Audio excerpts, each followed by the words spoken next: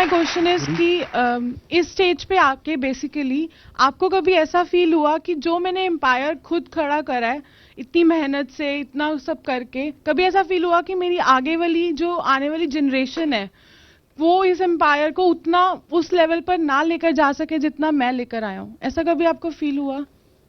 क्या जवाब देंगे आप इसका? आप बताइए क्या जवाब देंगे? I want you to answer this question. So always tension ही रही. टेंशन रहेगी Jai. It is not ours and okay, तो हम उसके लिए टेंशन क्यों लें? इनके दादाजी ने सोचा था कि मेरा पोता मेरी बिजनेस को इतना ऊपर लेके चला जाएगा, तो इन्होंने अपना काम कर दिया और उन्हें अपना काम करना, आप उस पर कंट्रोल नहीं कर सकते. एक हमारे यहाँ मारवाड़ी लोगों में एक कहावत है कि पूत सपूत तो क्यों धन संचय. अगर आपका बेटा और नेक्स्ट जनरेशन के लोग अगर सपूत हैं, यानी मेहनती हैं, ईमानदारी से काम करना जानते हैं, तो आप क्यों धन संचय कर रहे हो? उसकी क्यों इकट्ठा कर रहे हो? वो अपने आप कर लेंगे और आगे बढ़ा लेंगे. और पूत कपूत तो क्यों धन संचय.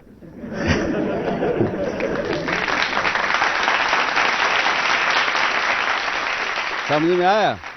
क्या करेगा कपूत अगर निकल गया आगे, तो आप जो छोड़ के जाओगे वो सब खत्म कर देगा. तो एक तो ये जवाब हुआ. दूसरा एक मैं जवाब दूसरा और दूंगा जो कि आई थिंक मोर प्रैक्टिकल. हमारे एक दोस्त थे, बैंकर थे बम्बई में, नहीं रहे अब. तो he was always very particular. कभी भी हमारी मीटिंग होती थी तो वो मीटिंग से 5 मिनट पहले पहुंच जाते थे. और कभी कभी बाकी जो दोस्त थे, कोई टाइम पे पहुंचा, कोई 2-4 मिनट लेट पहुंचा. वो बैठते 4-5 दोस्त थे हम लोग, तो सबसे लड़ाई करते थे कि तुम लोगों को किसी को परवाह नहीं है मेरी.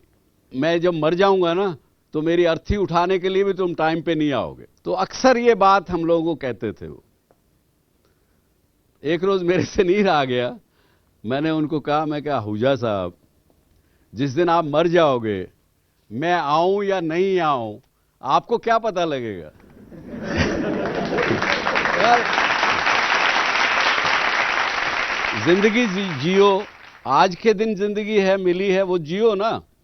Live in the present. अब मैं आपसे कुछ बातें पूछता हूं इसी कड़ी को आगे बढ़ाते हुए. कितने लोग आप में से हैं जो पीछे की बात करके आपको मन में अफसोस होता है?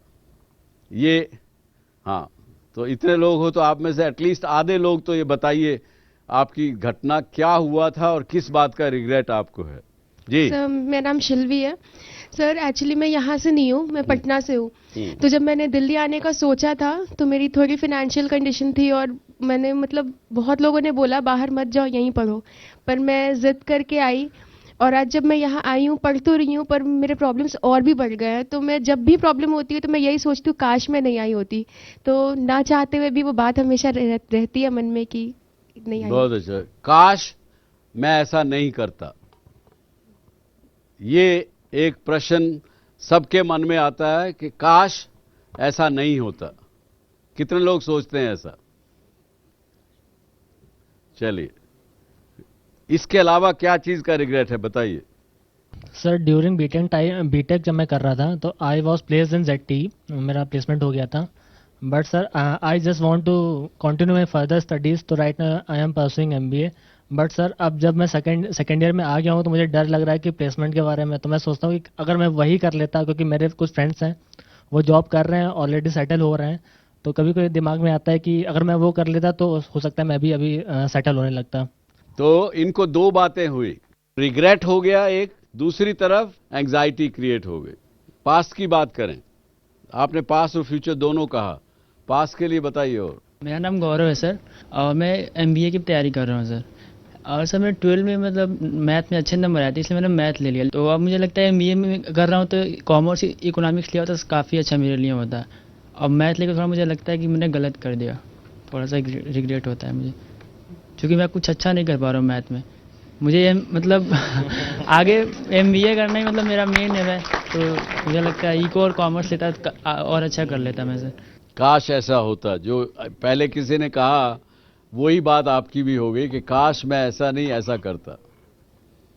तो खैर ये एक चीज़ बड़ी हम सब के साथ है। आपको मैं इतना ज़रूर कहना चाहूँगा कि आप अकेले नहीं हैं इस चीज़ में। जब आप सोचते हैं कि काश मेरे साथ ऐसा ना होता, काश मैं ऐसा ना करता, उसको जब तक आप पकड़ के रखेंगे आप आगे की सोच नहीं सकते। बिकॉज आपके पीछे वो बंधा हुआ है 2 साल वाली रिग्रेट, और आप चल रही है कैसे चलो, खींच रहा वो 2 साल का रिग्रेट खींच रहा आपको पीछे। आगे की सोचिए। तो इसको हम इस प्रकार से पहले जैसे हमने कहा कि कंक्लूड करते हैं इस बात को कि फ्यूचर ऑलवेज क्रिएट एंजाइटी, लेकिन यदि आपको अपने ऊपर विश्वास है, अपने ऊपर भरोसा है, तो जो मुश्किलें आएंगी रास्ते में आप उनको दूर कर पाओगे, उनको निकाल के अलग कर पाओगे और कामयाब होते हुए चले जाओगे। We will close with this one advice, भूतकाल व्याकुल करे या भविष्य भरमाए, वर्तमान में जो जिए तो जीना आ जाए। तो मतलब living in present moment will make you very unhappy person, and that is the essence of it. And the same thing has been said by a lyricist in a song. I would request if they can play this song for all of you.